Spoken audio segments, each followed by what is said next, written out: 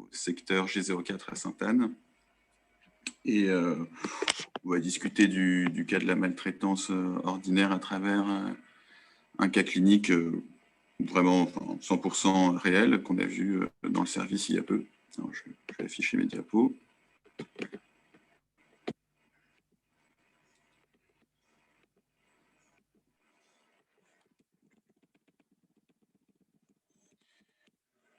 Alors, j'ai de manière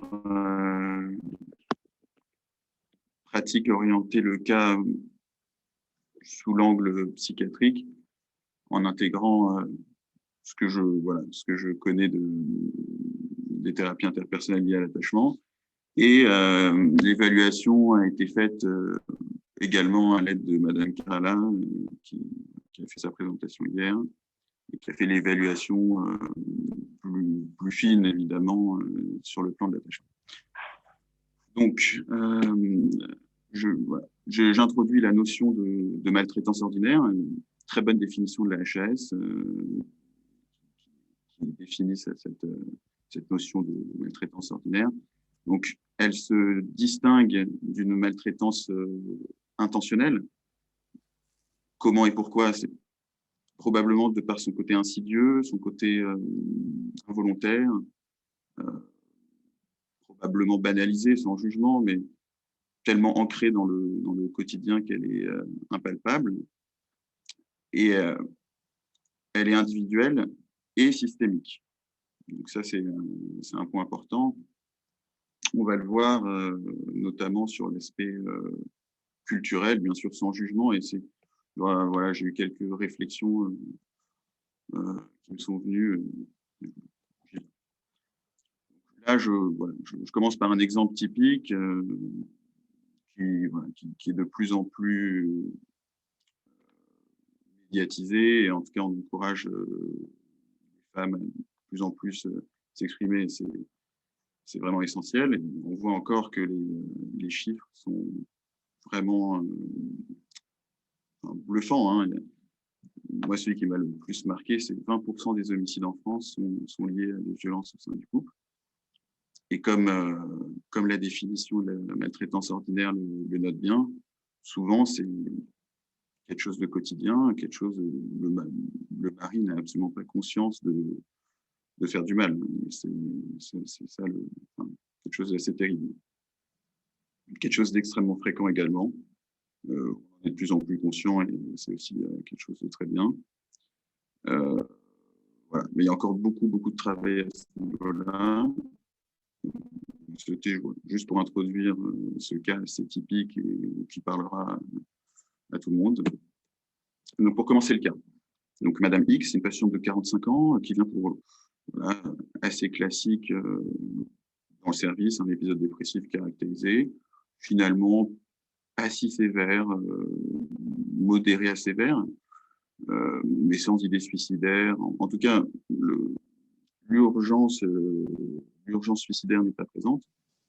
En revanche, je retire ce que j'ai dit quand je dis pas si sévère. Le retentissement fonctionnel est quand même très significatif, avec une tristesse modérée, certes, mais surtout une asthénie vraiment impressionnante. Patiente qui n'arrive vraiment plus à réaliser ses tâches quotidiennes. Et une anorexie aussi impressionnante avec une perte de poids marquée, qui contraste finalement, en général, quand on a ces symptômes, on retrouve soit une forme mélancolique avec une tristesse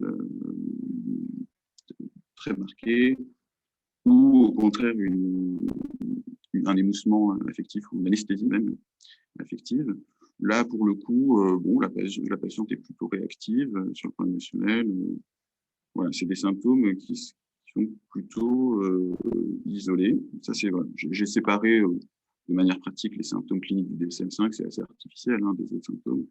On retrouve également des symptômes de somatisation, ce qui n'est pas surprenant, sachant que dans la dépression, l'épisode dépressif caractérisé, on retrouve à peu près 50% de patients avec des troubles de somatisation, enfin des symptômes de somatisation. Et voilà, quelque chose sur lequel on va bien sûr s'attarder un peu plus, de l'anxiété. Bon, ça c'est aussi un symptôme associé très classique épisodes dépressifs, anxiété qui semble chez elle vraiment associée à sa dépression, qui n'est pas un trouble anxieux généralisé ancien, et des plaintes par rapport à son mari et à ses deux enfants. À noter qu'elle a été hospitalisée chez nous, avec le système des secteurs en France qui est assez particulier, où on hospitalise en fonction de la géolocalisation, enfin, d'où habite le patient. Cette patiente était hospitalisée hors secteur, étiquetée comme une mise à l'abri. Elle ne voulait pas être hospitalisée dans son secteur, je ne sais pas où exactement, mais en tout cas aux confins de l'Île-de-France, pour des raisons a priori d'inquiétude vis-à-vis de son mari. Je vais m'attarder plus sur la biographie qui est assez intéressante, voilà, sans jugement, hein. Une patiente qui est née sur le continent africain, dans une famille nombreuse, dernière de fratrie. Elle décrit sa famille comme stricte, conservatrice. C'est des mots que j'ai un peu interprétés, parce que voilà, ce pas les termes qu'elle utilise, de par la barrière de la langue. Mais en tout cas, elle a manifesté ce contraste entre son désir de liberté apparu très tôt et des restrictions imposées dès l'enfance. Elle décrit aussi une famille qui a du mal à exprimer son affection, notamment physique, peu de câlins, voilà, pas de prise dans les bras, en tout cas dans ses souvenirs. Elle va jusqu'au collège, très enthousiaste, elle souhaite faire de l'esthétisme ou de la coiffure. Son père n'est pas pour et voilà, lui interdit. En revanche, ce qui est intéressant, c'est qu'il y a vraiment, elle insiste sur le fait qu'il n'y a jamais eu de violence physique, et que finalement, il y avait une écoute qui était quand même réelle. Elle pouvait se confier à ses parents, ils étaient présents. Mais tout de même, un point important, elle est quand même contrainte à se marier très tôt, avec très vite une notion de si tu ne te maries pas, tu quittes la famille et on ne veut plus de toi. Donc, finalement, le premier mariage ne se passe pas. À 27 ans, elle se marie, un autre mariage arrangé. Ça se passe, voilà, un mariage de courte durée, il y a un divorce, de par un changement brutal de communication du mari qui devient très vite distant. Elle retourne chez ses parents pendant très longtemps. Et à partir de là apparaît ce qu'on retrouve dans l'évaluation du Mini, que je détaillerai un peu plus tard, l'apparition d'une dysthymie chronique, hein, vraiment avec cette asthénie qui apparaît à ce moment-là. À 27 ans, elle passe 13 ans à la maison. Et là, voilà, c'est là où le cas clinique commence réellement. À 40 ans, un homme proche de la famille qui vit en France depuis longtemps et dont la femme est décédée récemment, vient trouver une nouvelle femme dans le pays concerné. Et à noter que voilà, ce monsieur a déjà une famille de 7 avec 7 enfants. Finalement, l'entente est bonne, donc décide de se marier. Ça se passe plutôt bien au début. Voilà. Elle note toujours un bon fond chez lui, c'est quelque chose qui revient, mais de l'impulsivité et des crises de colère. Elle rejoint le mari au bout d'un an. Le mari peut être un petit peu dur, lui demande de travailler, d'aider au ménage, mais de par des contraintes plutôt évidentes qui sont liées au contexte et à la symptomatologie, c'est très difficile. Donc, c'est perçu, enfin, c'est vécu avec douleur hein, de ne pas pouvoir faire plaisir à son mari et elle subit également en conséquence les critiques de ce dernier. Elle a également vraiment, et pour le coup, peut-être c'est vraiment sur le point sur lequel elle insiste le plus, des difficultés avec les 7 enfants qui sont d'âge entre 8 et 23 ans, donc d'âge assez rapproché, beaucoup d'adolescents. Et elle a un enfant dit comme indésiré, qui entraîne beaucoup de conflits intrafamiliaux et de jalousie notamment. À noter, parce que c'est un facteur de risque de troubles psychiatriques, la grossesse était compliquée, et c'est une patiente qui suit une psychothérapie à la fois individuelle et à la fois mère-fils, à la PMI, et un suivi pédopsychiatrique pour l'enfant, qui se porte bien au demeurant. Donc, dans le mode de vie actuel, elle décrit donc des difficultés relationnelles croissantes, et donc depuis 3 mois, elle ne vit plus avec le mari. Elle est chez la belle famille, qui est très bienveillante, on l'a rencontrée, vraiment très sympathique, qui vraiment s'intéresse au bien-être de la patiente. C'est une patiente qui n'a pas de ressources personnelles, évidemment, donc elle dépend entièrement ça c'est le terme qu'elle a utilisé, l'argent de poche que le mari veut bien lui donner. Elle est quand même pas si anédonique que ça, très enthousiaste à l'idée de faire des courses aux centres commerciaux, mais c'est toujours une épreuve un peu difficile parce que c'est l'occasion de reproches. Elle aurait envisagé le divorce, mais voilà, comme on a dit, c'est quelque chose de pas si évident dans ce contexte. Par l'aspect culturel, avec la perception qu'on peut avoir d'un divorce, notamment chez quelqu'un qui a déjà eu un divorce, et dont l'âge de 40 ans peut être considéré comme avancé. Et elle rapporte, voilà, c'est un point aussi vraiment très important, comme je disais, des agressions verbales de par certaines des filles, principalement. Elle a l'habitude de retourner plusieurs fois par an avec l'accord du mari, qui ne voit aucun problème au pays d'origine. Et elle est très isolée sur le plan social, avec vraiment peu d'amis proches, voire pas d'amis. Je n'ai pas de souvenir qu'elle ait eu un contact avec quelqu'un de l'extérieur. Donc, cette hospitalisation, on a fonctionné un petit peu comme d'habitude. Dans l'idée de la présentation, on a rajouté des scores. Alors, pour être très honnête, je ne fais pas le MADRS systématiquement pour chaque patient qui vient pour une dépression.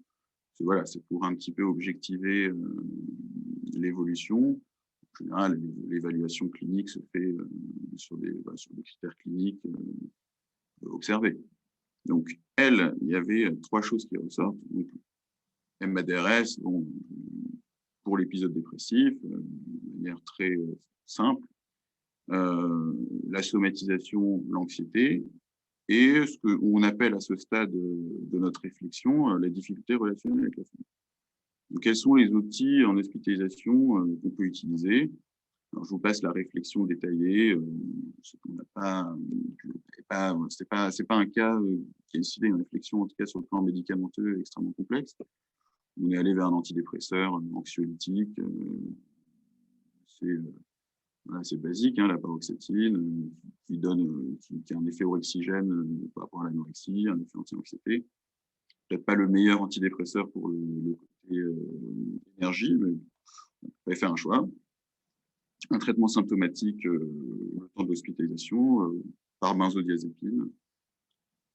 Et sur le plan des difficultés relationnelles avec la famille, on fait des entretiens quotidiens, discussions, éventuellement un passage par psychologue. Mais effectivement, c'est pas symptôme, si je devais le considérer comme un symptôme, mais c'est probablement plus complexe, sur lequel on a la main le plus facilement. Donc, finalement, j'ai synthétisé les sources de maltraitance ordinaire que la patiente a pu vivre. Si on reprend la définition, tout simplement, j'ai essayé de faire des liens entre la définition et l'histoire de la patiente. Donc, petit jeu de mots, ordinaire maltraitant, finalement, si on prend son histoire initiale, le terrain familial culturel a été vécu par la patiente comme maltraitant. Et en fait, ce que je trouve intéressant, et si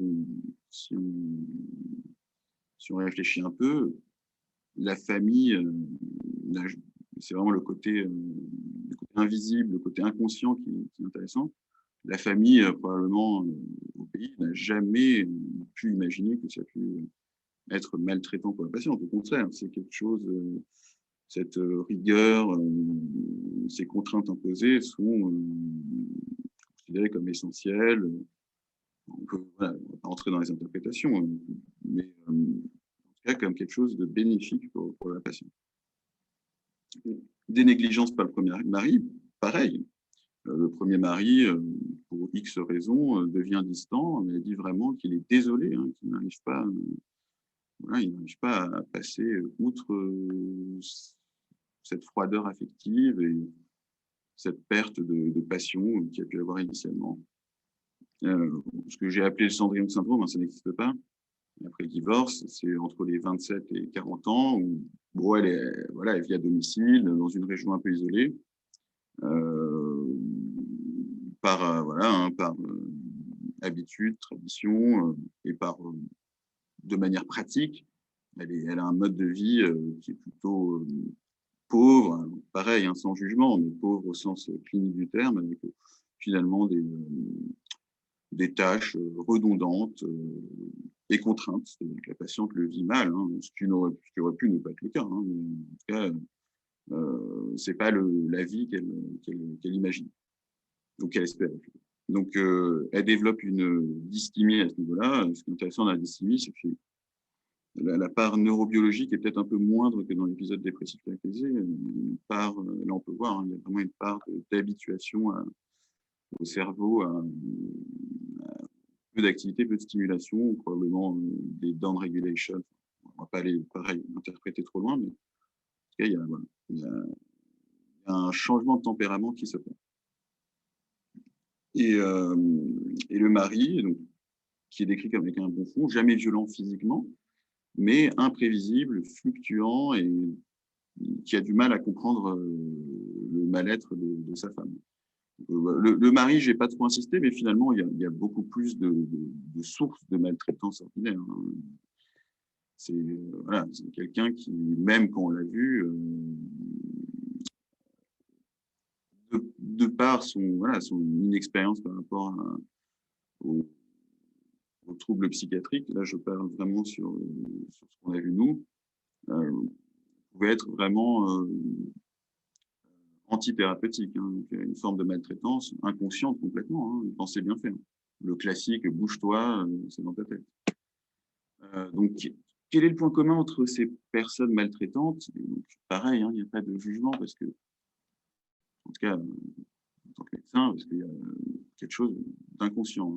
Donc, toutes des figures d'attachement. Et c'est là où ça devient intéressant. Donc, si on reprend la slide de tout à l'heure, difficulté relationnelle avec la famille, bon, c'est quelque chose d'assez flou, qui indique potentiellement une thérapie familiale, mais on va revenir dessus. Donc, trouble de l'attachement, c'est une question qu'on peut se poser, parce qu'on a trouvé ce lien commun. Donc là, on peut faire intervenir Madame Kerala qui a fait l'évaluation des relations interpersonnelles, et on peut se poser la question des thérapies interpersonnelles liées à l'attachement chez elle. Donc l'évaluation. Alors, je vais rester humble parce que c'est pas quelque chose que je maîtrise totalement. Nous, on a fait, enfin, Madame Kerala a fait passer trois des questionnaires les plus classiques. Entre autres, hein, il y a eu aussi, mais ça je reviendrai dessus, d'autres questionnaires. Donc le RSQ, et on retrouve un style d'attachement craintif. Finalement, si on fait un lien avec la clinique, ça colle bien. Une personne qui a tendance à l'autodépréciation, qui a l'impression d'être rejetée, qui s'isole, etc. Donc le RFQ également, qui retrouve une bonne capacité de mentalisation. Et on lui a fait passer l'entretien semi-structuré en se centrant sur le trouble borderline parce qu'on sentait qu'il y avait quelques traits, ça pouvait coller. Mais finalement, on retrouve des traits étalinites avec qui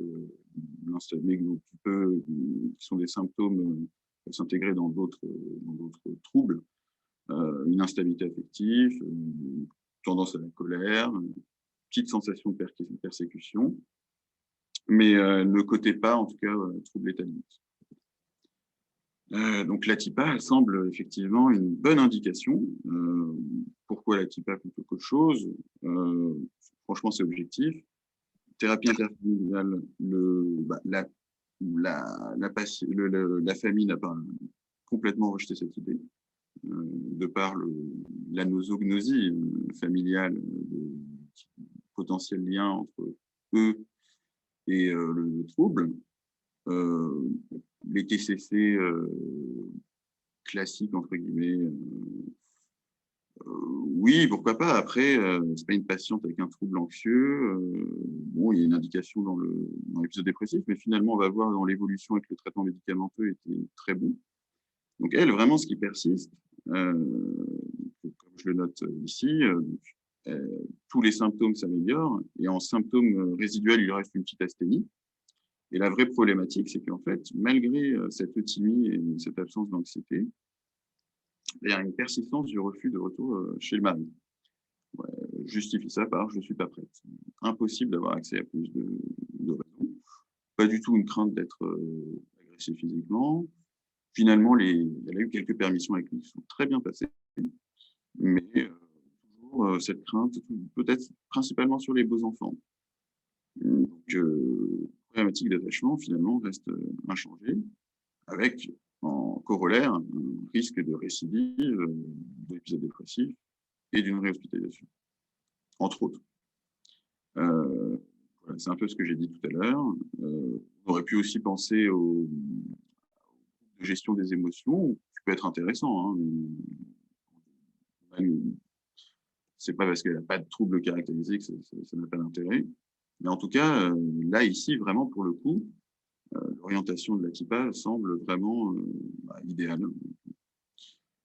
En pratique, c'est une patiente qui vivait quand même assez loin, à la frontière avec une autre région.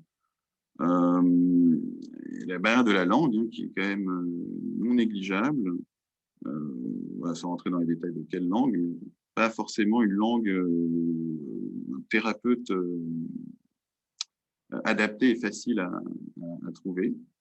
On lui a quand même donné les coordonnées du centre ici, entre autres, hein, outre les mesures classiques du CPOA, etc., en cas vraiment de gravité immédiate.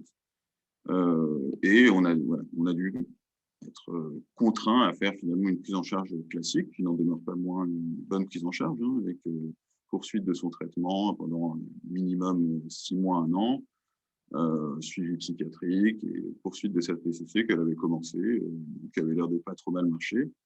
En tout cas, mais pas forcément avec des résultats flagrants sur la problématique de l'attachement. On a eu des nouvelles à 2 mois et persistance de l'euthymie, et elle n'est toujours pas retournée chez elle. Donc, ouais, c'est un petit peu le problème, parce que finalement, le divorce n'est plus d'actualité et que ça cause pour l'enfant une séparation du père, une vie chez la belle famille qui n'est pas forcément évidente. Donc, c'est un petit peu le problème résiduel. Donc, si en conclusion un peu de ce cas, j'ai été vraiment très, je ne vais pas aller dans les détails, hein, parce qu'il y avait des doutes diagnostiques, on a fait passer le test mini, qui retrouvait effectivement un épisode dépressif caractérisé, une dysthymie chronique, pas de trouble anxieux, possible épisode hypomaniaque, donc problématique du trouble bipolaire peut rentrer, mais finalement n'interfère pas avec l'ATIPA, qui me semble est indiqué également sur une comorbidité bipolaire. Donc, effectivement, il existe une maltraitance ordinaire, mais ça, on le savait, la question était rhétorique, et finalement, beaucoup plus fréquente qu'on le pense. Hein. A posteriori, quand on voit nos patients, on peut retrouver chez à peu près chaque patient une source de maltraitance ordinaire. Le retentissement ici est clinique est vraiment presque direct. Hein. On voit que dans son histoire, c'est omniprésent et qu'il y a vraiment des symptômes qui apparaissent à chaque fois qu'un lien difficile se crée. Et là, la problématique de la famille, la famille recomposée est vraiment au premier plan. Et donc c'est très intéressant parce que c'est un outil diagnostique et thérapeutique supplémentaire. Je pense qu'il y a un intérêt à évaluer plus fréquemment, en tout cas éduquer le milieu psychiatrique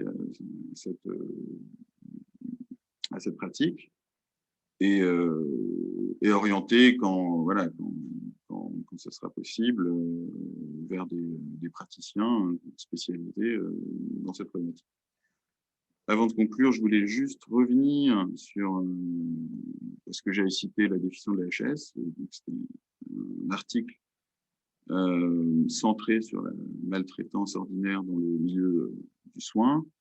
Et finalement, on se rend compte qu'on est tous été acteurs d'une maltraitance ordinaire dans le milieu du soin. Hein. Finalement, c'est des choses qui sont extrêmement banalisées. Et, on pourrait, le contraste entre la perception du patient, si on lui posait la question, et du soignant au sens très large, hein, serait assez impressionnant, je pense. Je pense que l'immense majorité des soignants n'a pas l'impression d'être maltraitants, alors que je pense qu'on a tous pu discuter, ne serait-ce qu'un instant entre nous, sans prendre en compte le patient présent dans la pièce.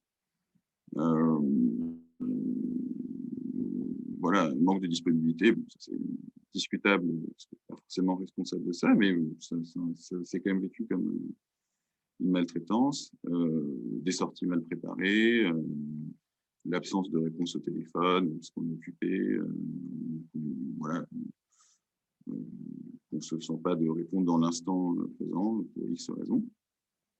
Donc voilà, vigilance, c'est quelque chose qui mérite d'être lu. Je pense que il est pas mal du tout cet article et où il fait réfléchir aussi. Voilà, je crois que c'est tout. Merci pour votre attention.